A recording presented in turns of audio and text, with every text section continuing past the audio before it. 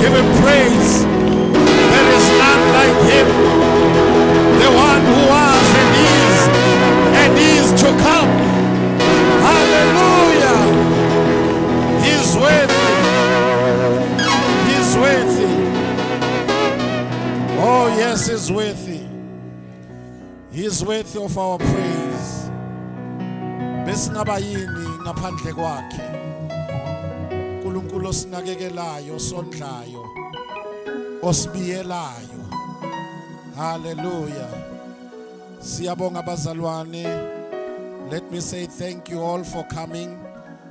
Thathele thuba ngibingelele Pastor Ntuli egameni lika Jesu Kristu waseNazaretha, Chief Elder Mthembu and all the elders, Chief Deacon and all the deacons, baphathi bama departments ahlukahlukene.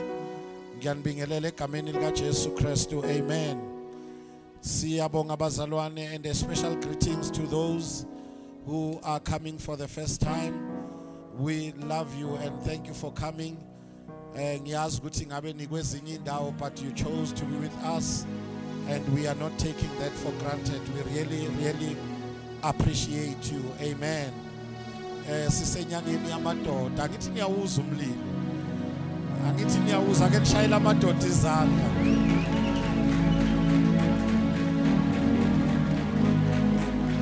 Ngimtshelile bomama athi ngizowuza umlilo. Indiza yamadoda ayithi iveliti isuki yaphezulu. Hallelujah. Niwazwile namadoda amancane akusasa ukuthi noma eshaya intro kuyezwakala. Hallelujah. Yeah, we are building men. Sakha madoda akusasa. Amen. Siyabonga kakhulu bangcwele. Ngiyathanda ukuthi nginganibambezeli kakhulu because we will have a meeting ne leadership after this service.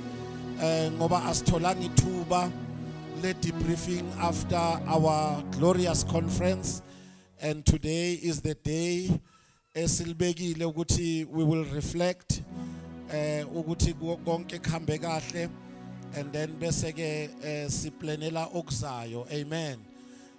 Siyabonga bangcwele, and madoda ngiyabonga ngizwile ukuthi izolo nihlangene kahle. Bengifisa ukuba nani ibisabambene ngeyihluthu eCenturion kusetshenzwa silungisa, kodwa siyambonga uNkulunkulu ukuthi ekugcineni khona amagama avamisa ukushiwo Bishop athi God always wins. So siyalungisa abazalwane ukuthi ama operations high praise ahambe kahle. Amen. Le viki nje lami belinzima kakhulu. Ngitshela ugogo Mthembu yangibuza ekseni ukuthi nginjani, ngithi I feel like a zombie because bengibusy kakhulu, but siyambonga uNkulunkulu ukuthi uPaul uthi singenza konke ngaye osiqinisayo. Amen. Ngaphandle nje kokuchitha isikhathi bazalwane, ake siye ezwini lenkosi encwadini ka 2 Corinthians. We are reading chapter number 4, verses 7 to 9. I believe ile ncwadi vele esike sayibuka last week.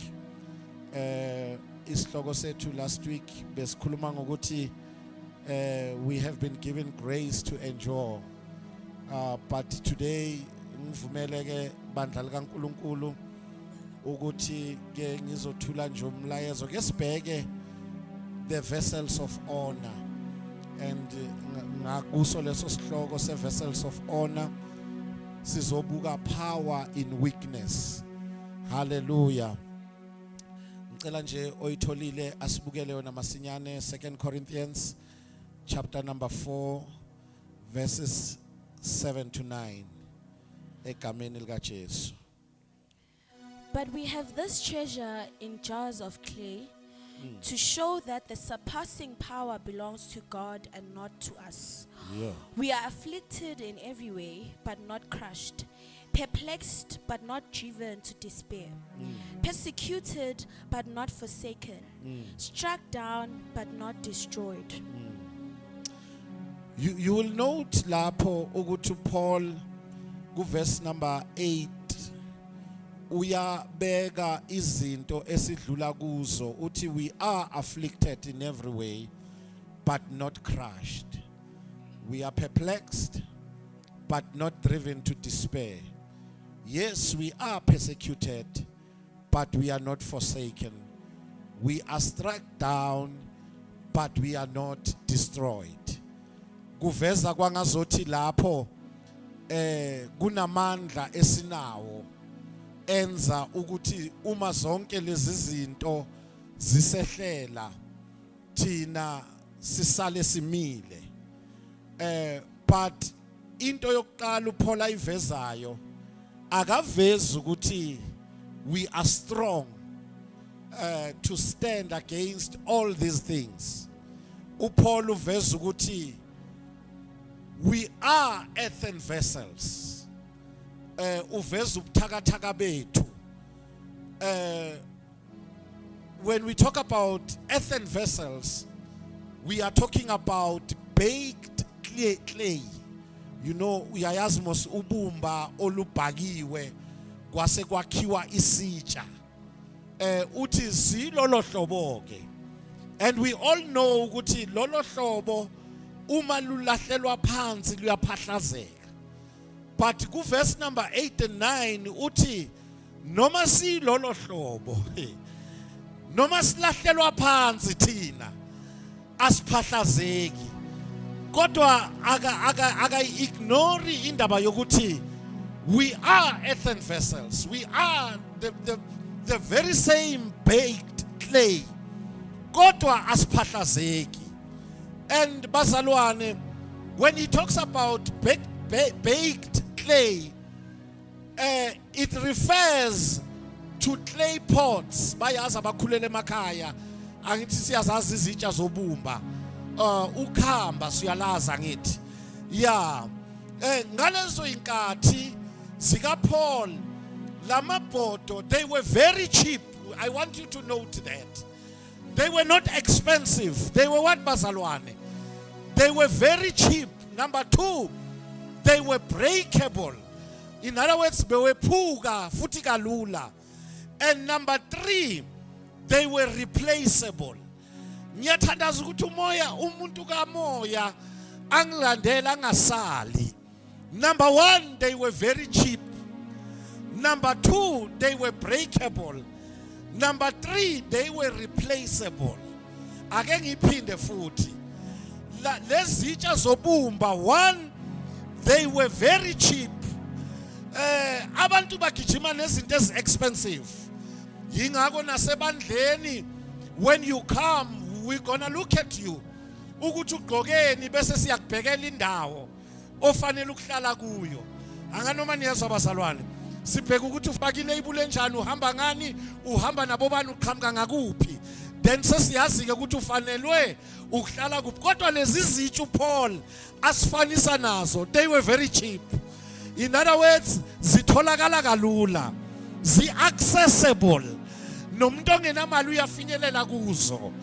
Ngamanye amagama ngizama ukuthi angeke usebenziseke uma udura. Angeke izulu likwazi ukukuyuza uma abantu kufanele bakhuphuka umcansa ukuze bafike kuwe. Ukuze uNkulunkulu akusebenzise awukuthi ukwehla ngenani. Sinenkinga yokuthi abantu ba gifted kodwa abantu ba expensive. Anganoma niyangizwa bazalwane, akubheka umakhelwane wakho bese uthi awuke wehle kancane ngenani. Khona uNkulunkulu angakusebenzisa and kunento uNkulunkulu ayibeke kuyo, but inkinga yethu ngawe uyadura. Kunezinto ekumele sibe nazo ukuze sisondele kuwe. Anganoma niyangizwa bazalwane, kunendlela ekufanele sikhulume ngayo ukuze sifinyelele kuwe.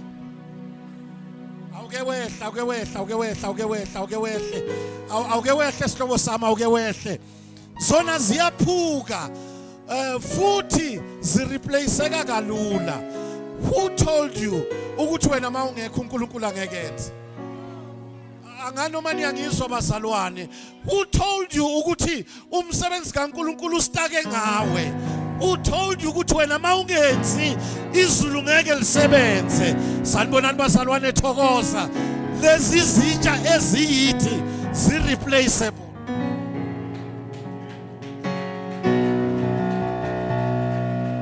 Sanibonani bazalwane. From kumfundisi phezulu uma engasafuni uNkulunkulu is got somebody. Kahle ngizokutshela ukuthi once you get an opportunity ukwenza umsebenzi kaNkulunkulu wenze kwangazothi you are the last man standing. Wenze kwangazothi anganoma niyangizwa. Wenze kwangazothi this is the only opportunity. Angeke usaba. Kunabantu uNkulunkulu ngabe abasebenzisa kodwa inkinga yabo bafuna ukuhamba bencengwa. Ngoba bayitshela ukuthi yibo bodwa. Can I speak the honest truth? When it comes to human resources, God is not stranded.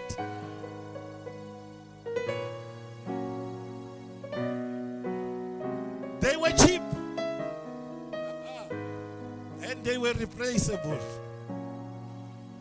Msu ake ngibeke kanje, hawuswenkela mrena Jesu, you will never come alright. Ngizokhuza labantu abana lamagama ngiyayeka mina ngiyayeka yeke uzobona futhi ngidiscover ukuthi uNkulunkulu once wamkhoshela mayise kureplace akalando ngcono kunawe ulando ngaphansi kwakho ngezinga so that he may shame you.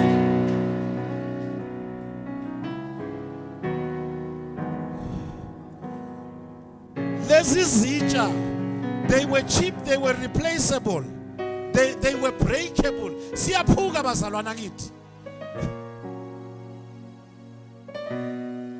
But they served necessary household functions. Ebuchipini bazo, ekuphukeni kwazo, ekureplaceni kwazo, bezenza umsebenzi obalulekile. Mangabe kufanele ngitshela umzalwane ngishumayele ethokoza ngicela ukukutshela it doesn't matter ukuthi udeleleke kangakanani endlini kaNkulunkulu nomsebenzi obalulekile. Ake ngishumayele kwabazongizwa laba kongathi abangizwa ngicela ukukutshela ukuthi noma ngabe ubukeleke phansi endlini kaNkulunkulu nomsebenzi obalulekile. Yebazalwane ake ngisho kanje akusisikhundla esikwenza ubaluleke. Into ekwenza ubaluleke ukuthi you are the earthen vessel. And sometimes silwela izinto ezingenamsebenzi. Silwela ikhundla ngoba sitshela ukuthi ikhundla ezibalekile. Kodwa mina ngidiscover ukuthi kunabantu abangena ikhundla. Kodwa izulu malibabheka bangamagugu. Noma wena ungababingeleli uJehova uyehle ekseni balele ayobathinta ngesandla sokunene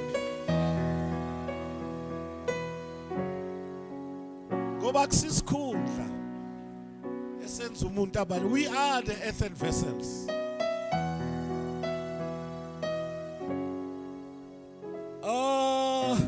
Mhlawumbe bengingakathola ithuba lokukutshela ngicela ukukutshela ubalekile kulendlu futhi umsebenzi wakho ubalekile.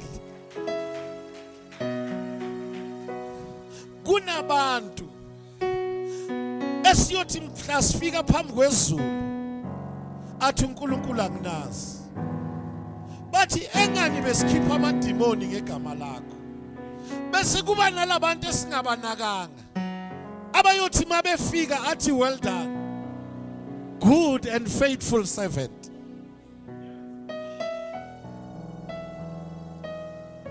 Sanibonani bazalwane. You may look cheap, you may look breakable, you may be replaceable, but umsebenzi wakho ubalekile. Yini ebeyenza labantu ukuthi babaluleke? Yini eyenza lezitsha ukuthi zibaluleke? They used to store valuables. Yabona izinto ezibalekile zasekhaya bezifakwa kulezitsha. Number 1, imali bebeyigcina kulezitsha. Number 2, ama jewelries bewegcinwa kulezitsha. Or important documents. Yazi ngabe ngihamba nabantu bakamoya. Mina ngithi important documents bewegcinwa uma uPaul ethi we are these earthen vessels. Mhlawumbe ngine document yakhe ebalekile nje wena wazi.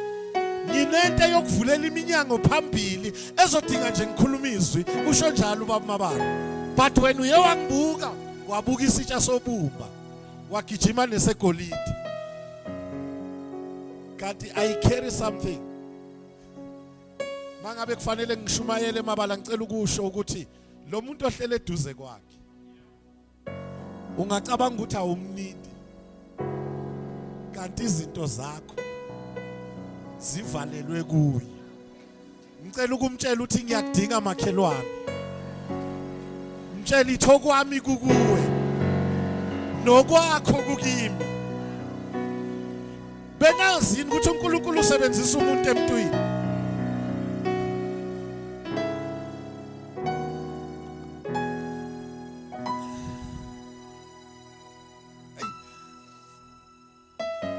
Kuke kwathatha isikhathi kungakhulunywa ngoJohane esesiswini sikama wakhe.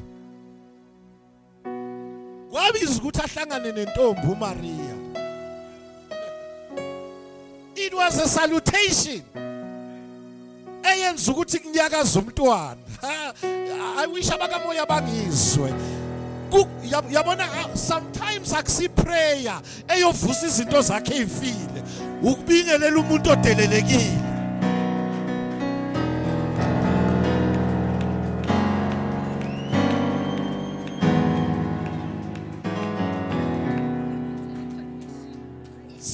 Sometimes it will take nje sawubona sihlobo uthi mawumbamba bese nalento eyabulawa isitha iyaqhuma iyanyakaza.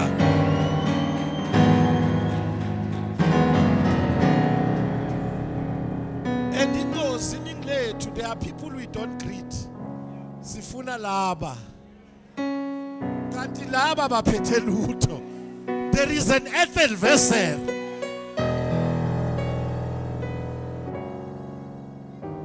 Abanye abantu awazi ukuthi uNkulunkulu basethe strategically in your path. Ukuthi nje uzobabingelela. Bese uJohane wakho uyanyakaza. Mhlawumbe nalomuntu ohlele eduze kwakhe iplan lasezulwini ukuthi kunomuntu odelelekile ozofika uhlale eduze kwakhe ukuze kuzovuka uJohane wakho anyaka. Hey Nkosi yami,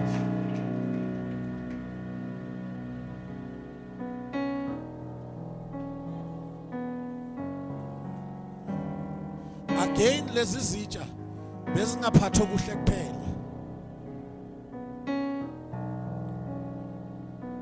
Yeah, they were most often used for holding garbage. And this is what Paul had in mind. And it is how he viewed himself as a low, common, expendable, and replaceable.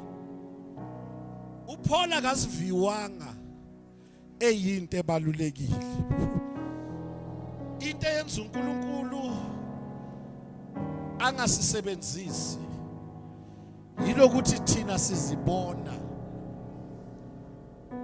singcono.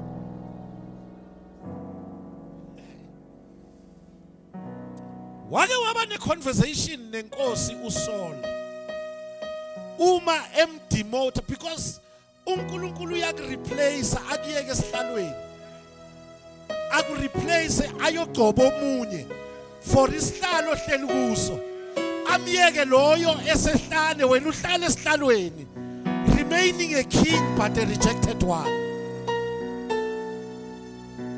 Uthi hey awumtshela umakhelwane wethu akithi ungareplacewa ukhona man.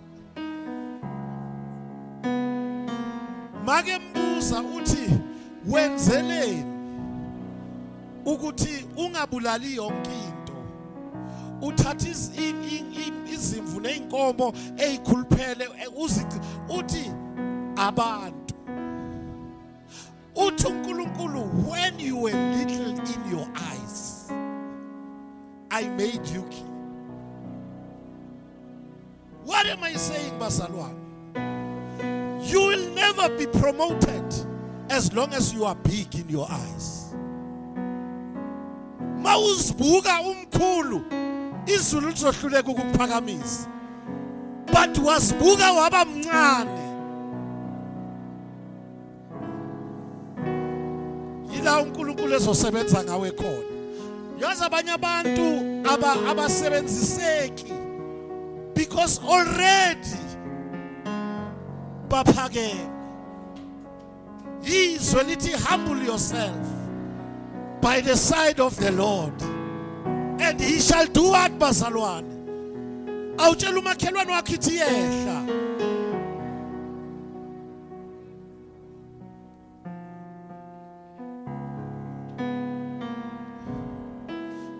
Akungifundele anele sisheshe mntanami u1 Corinthians chapter number 1 siyoqala ku verse number 20.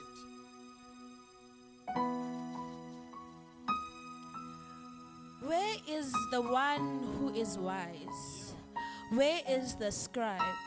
Where is the debtor of this age? Has not God made foolish the wisdom of the world? Has not God made foolish the wisdom of the world?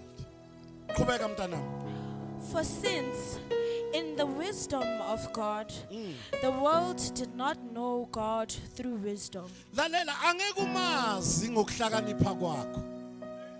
Because ukuhlakanipha kwami nokwakho kubula kuye. Yazi and mawungakubheke lamalanga sinabantu abahlakaniphe kakhulu.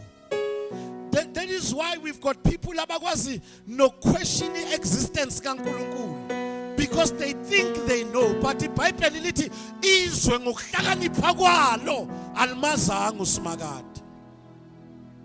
Qhubeka mntanami. It pleased God through the folly of what we preach to save those who believe. Kumthokozisile uNkulunkulu ukuthi ngobulima obushumayelweyo asindise izwe. Yebo clever besiphambano. Ake siye ukuhlakanipha. Yazi kunabo clever besiphambano. Ubona nange walk ukuthi lo clever wesiphambano. Noma umbuzo unempendulo ngoba vele uclever wesiphambano. But uNkulunkulu uthi yena uthatha lokho kungathi kudelelekile.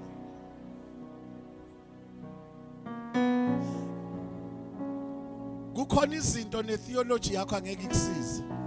uNkulunkulu akanandaba ukuthi wazi isiGreek esingakanani. Kufundeka abantu abazothoba babe ngabantwana. Hey Nkosi yami. Ake ngiqhubeke. Kukhulunywa about the jars of clay. Izitsha zobumba.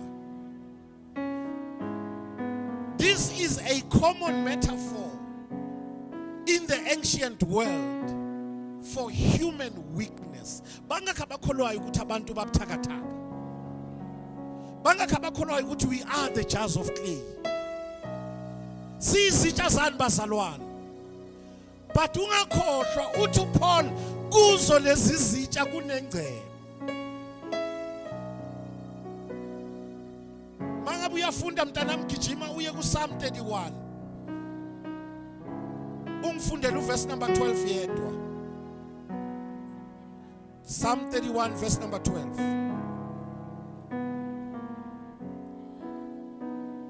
have been forgotten like one who is dead. Yeah. I have become like a broken vessel. Yebo. For I hear the whispering of many, terror on every side. Lalela nje uthini la? Uthi sengakhohlakala enhlizweni njengofileyo. Nginjengesitsha esifileyo. Hey. Can I push it and offend somebody?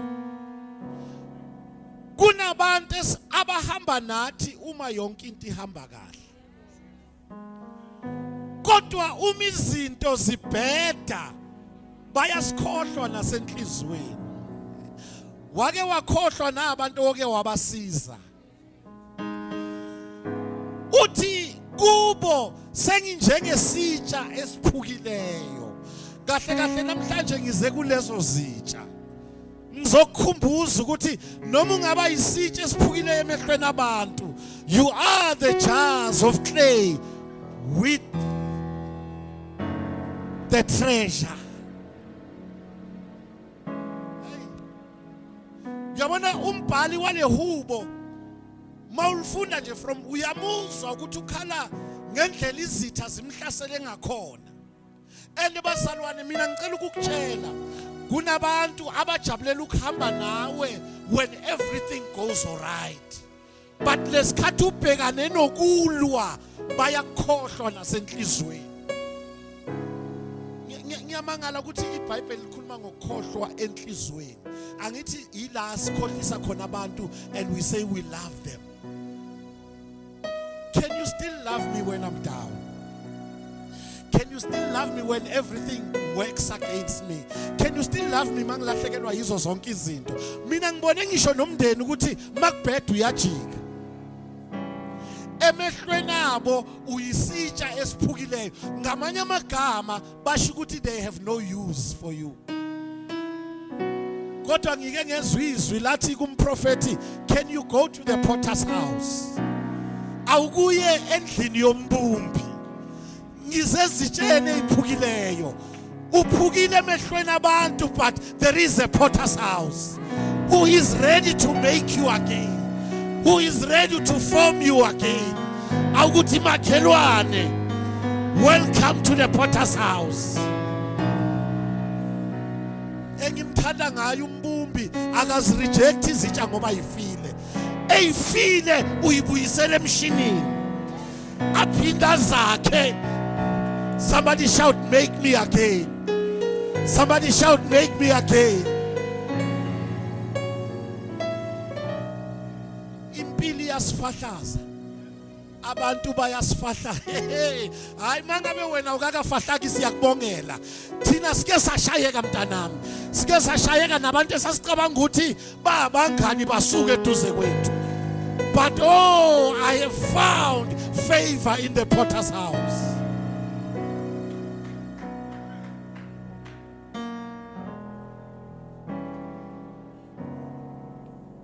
Uyabona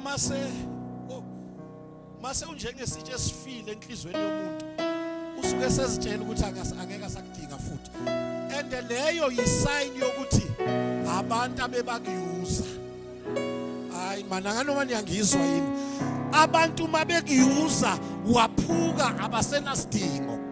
Kodwa abantu ababewusizo kuwe baya understand ukuthi mawuphukile. Hayi Nkosi yami, Nkosi yami, Nkosi yami. Ngiyakhumbula indaba kaHumpty Dumpty.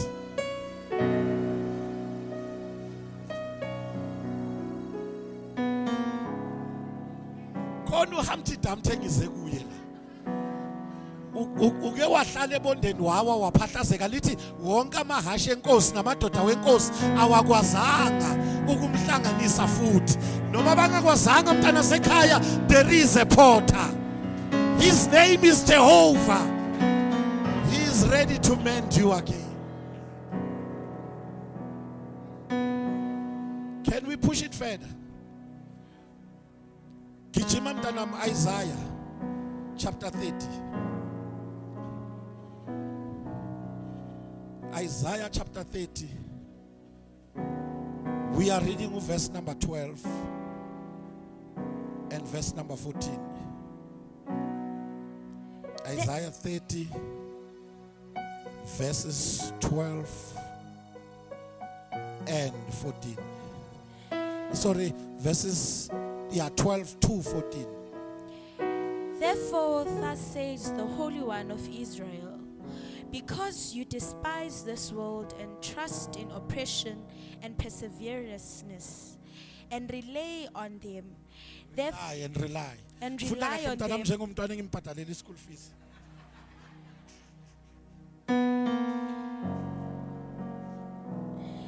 Therefore, thus says the Holy One of Israel, because you despise the world and trust in oppression and rely on them, therefore, And again, you don't despise the world, you despise the word. despise this word. Amanye azothi the message. Yebo.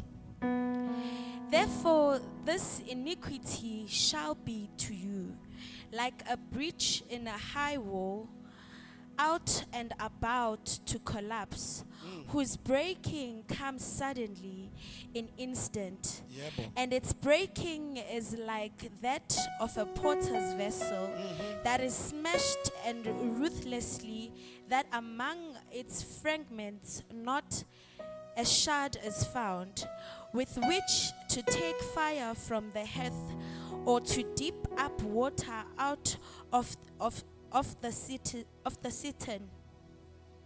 Awungiphindele mntanami ungifundele uverse number 13 and verse number 14.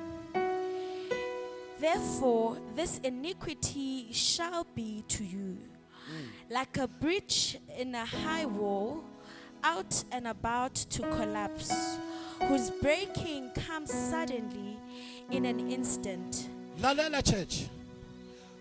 uNkulunkulu usola uIsrayeli ngokurejecta izwi. Makeqeda umfanisa nebridge elizo collapse suddenly. Uthi ukuphuka kwalo kufana nesitsha sobumba. Number 14 athi it will break in pieces like a pottery, shattered so mercilessly that amongst its pieces not a fragment will be found. Uyayizwa le ndaba? Abantu abangaligcini izwi enhlizweni yabo, they are about to break suddenly. Ngamanye amagama into ezokugcina ukuthi ungaphuki ukugcina izwi. Athi uDavide enhlizweni yami ngiyalilonda inibazalwane izwi lakho ukuze ngenze njani ngingoni. What will break you is to reject the message. You know ndodana, how do they reject the message? When the message is preached by referral komunye.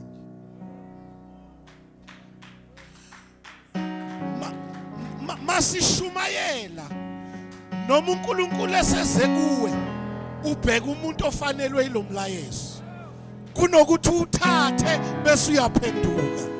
And the Bible lithi you are about to break suddenly.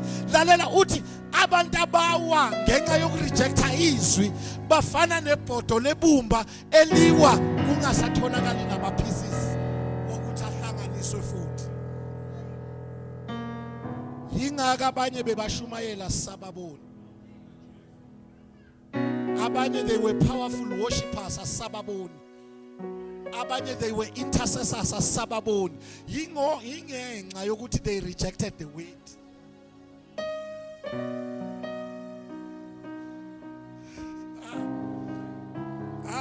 Yabona ake ngiyiphushe nje ngilethe ekhaya. Akusinkinga ukuwa uphahlazeke. Inkinga ukuwa uphahlazeke ungenalo izwi. Ngoba lithi iBhayibheli wawa waphahlazeka ungenalo izwi uyofana nebhodo lobumba elithema liphahlazeka kwangasatholakala ngisho izicucu zokuphinda. Inkosi yami.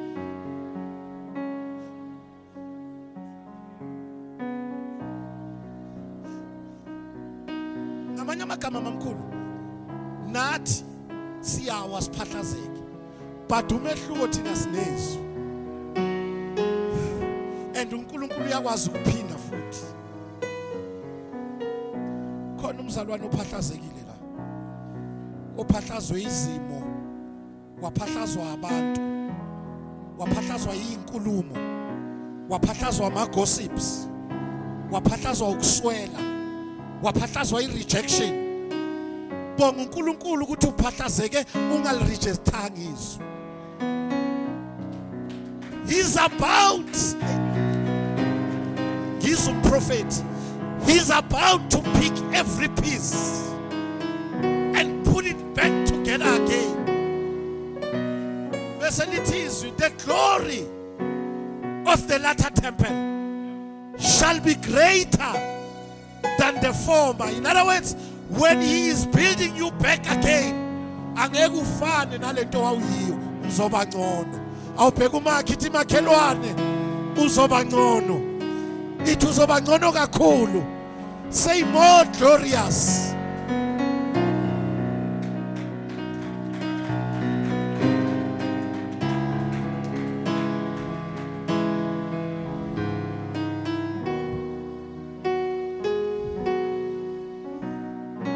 Awu ndodana wadlala kamnandi, wahamba nami namhlanje.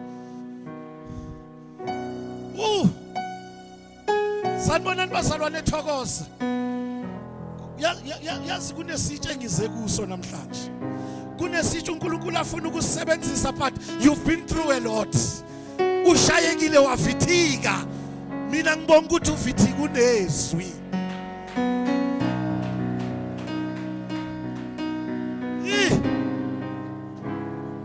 Ayikho into eyinkinga njengomuntu ophahlazeke ngenalizwi. Ingakho ngeke ngezwe bathi liyini ithemba lomuntu ongenayo uNkulunkulu. Kahle kahle lezwe lisurvive kanjani bazalwane?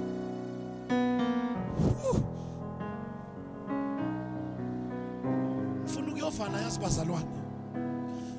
Lalela ke. Ngokusebenzisa lezitsha zobumba, God makes it clear that salvation is the result of his power and not any power his messengers could generate. Ake ngikhuluma iqiniso ebandleni.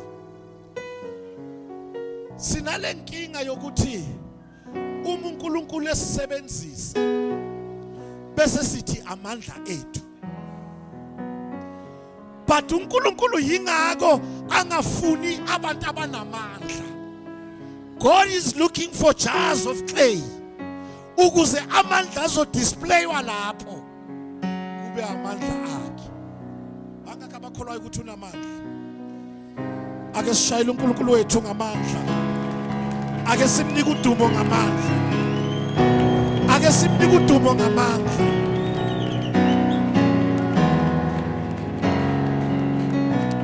Uthi Paul amandla akhe ayabonakaliswa ebuthakathakeni bethu. Niyangizwa bazalwane? Enye into uNkulunkulu ayivezayo la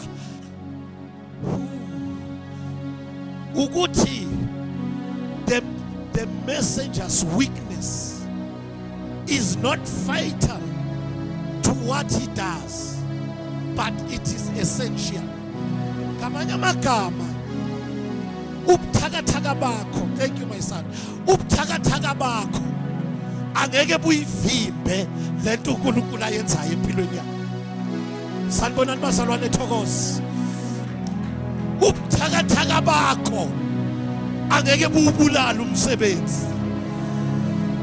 Ngoba ebuthakathakeni bethu amandla akhe ayabonakaliswa. Ubuthakathaka bami angeke buyibulala inkonzo. Yingakho uNkulunkulu engisebenzisa even at my weakest, at my lowest, God can still use me because my weakness is not fatal to the work that the Lord is doing. Ake simbonge ngamandla.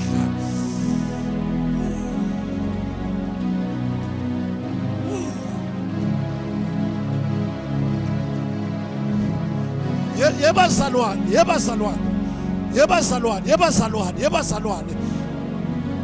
Ukuthi umuntu ohamba phambi kwakho uwile akusho ukuthi umsebenzi ufile.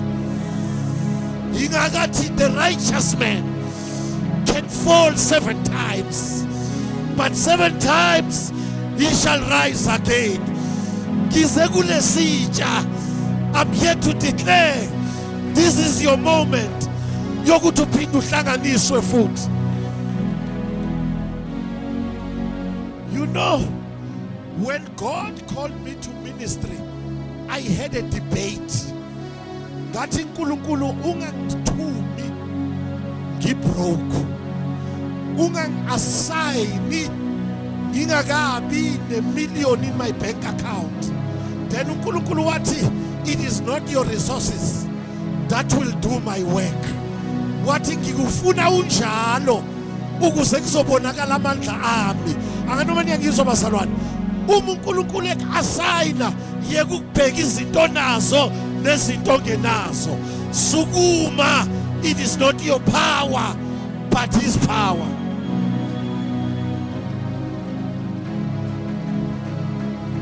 Yebandwele. uNkulunkulu uyabasebenzisa abantu abangenamali. Abafundisi abangenamali bakhuleke ishosha ivuleka amehlo. Levangeli lemali lamanga. Money does not prove that God is powerful. The anointing of God is not displayed by our bank account, but kufuneka sihambe ubungcwele bese amandla akhe ayabonakaliswa. Bangakabakholwa ukuthi linamandla levangeli. Bangakabakholwa ukuthi linamandla levangeli. Linamandla okulanda umuntu emgodini. Limphakamise liyomhlalisa namakhosi. Linamandla okuvula iminyango. Linamandla okugabula amaketanga. Yebazalwane sinamandla. Sinamandla nasebuthakathakeni sinamandla.